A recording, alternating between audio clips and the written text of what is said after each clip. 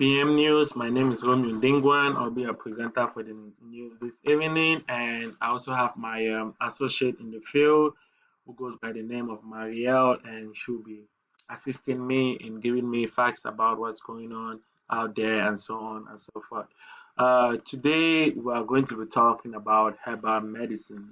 Um, it's come to a lot of our attention that herbal medicine is a growing thing that is taking over the world today. And we don't want to be ignorant about all of these things because they say knowledge is power.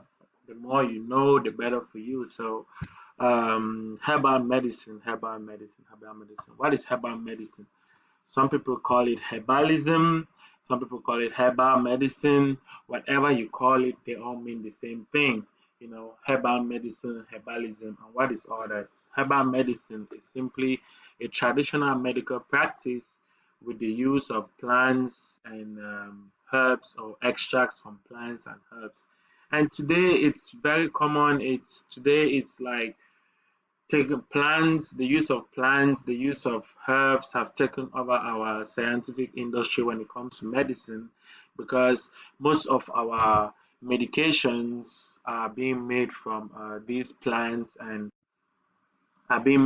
plants and these uh, herbs. So it is important that we know the importance of this herbal medicine. And what is this herbal medicine all about? Herbalism, the main proponents of herbalism or the main things uh, that make up herbalism are plants and herbs. We keep talking about plants and herbs because that's the main thing that's what herbalism is all about. Plants and herbs. You got plants, you got herbs, you mix them together, you know how to mix them, you know what to include in them, boom, you come up with something that has healing powers. That's what is happening in our world today. That's why many people don't go to the hospital, they don't use modern medicine, even though modern medicine is simply the chemical transformation of our plants and herbs into what we see as tablets today, or you can take it as a tablet or whatever. We also have like supplements, and that's what we use basically daily. You go to the gym, you see people that are going to the gym every day, you look at what they're taking, they tell you, oh, I'm taking this supplement, it's mainly made up of so and so plant, and you begin to wonder like, oh damn, these plants, what are all these plants? These plants literally they have so many different things that they produce and they make in our life, and it's so important that we understand. And these plants are so vast in the world, they're like so far apart, not far apart, but they're everywhere in nature. That's something about these plants that is very important because they're in abundant supply. you know you don't have to like stress too much to find these plants. As long as you know what you're looking for, you'll be able to understand where to find it. And the reason why there's so many of these plants is because um, of the variety of these plants is as a result of the different climatic zones that we have. It is said that there are actually 16 agroclimatic zones in the world. Can you believe that? And not just that, we also have 10 vegetative zones with 15 biotic provinces. That's a lot. That should bring about a lot of variety in plants. And knowing all of that, if you understand what agroclimatic zones are, vegetative zones are, biotic provinces are, you understand we're not just talking about a little piece of land, we're talking about thousands and hundreds of thousands and millions of kilometers of hectares of land. And that's a very big thing if you come to think of it.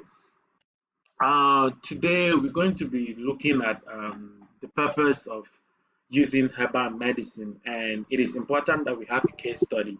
Today, our case study is going to concentrate on the Mission tribes. And who are these people, the Mission tribes? I mean, do you know who Mission tribes are? Oh, well, I don't think I know. This is my first time hearing about it when I was, you know, doing research for this. But the Mission tribes, like I heard or like I found out, a small group of people that live in the Asama region. And where is the Asama region? I know some of you be wondering where the Asama region is. I'm going to tell you honestly. I didn't know myself at first, but don't worry, I got you. Now we know.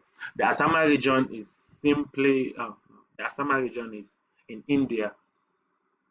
It's little part of southern India, and it's very important to know because these mission people, their main source of living is agriculture. And when you hear agriculture, you start thinking about farming. When you start thinking about farming, the next thing that comes to your mind, plants. When you hear plants, you start thinking about plants. You're talking about healing. Boom. What do we have? Herbalism, herbal medicine. Mission people, agriculture, their main and source of livelihood.